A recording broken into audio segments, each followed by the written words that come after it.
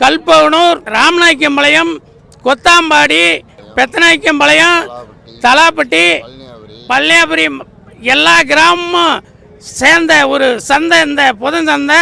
சேலம் மாவட்டம் ஆத்தூர் வட்டம் கல்பவனூர் கிராமத்தினுடைய பஞ்சாயத்தில் உட்பட்ட புதஞ்சந்தை ஆரம்ப காலத்தில் 40 ஆண்டு காலத்துக்கு முன்ன பெரிய அளவில் ஆடு மாடு காய்கறிகள் சிறப்பாக இயங்கினது. மக்கள் முதல் முறையாக இன்றைக்கு ஆடு காய்கறி அனைத்து பொருள்களையும் சிறப்பாக இன்னைக்கு நடந்து கொண்டு இருக்கின்றது.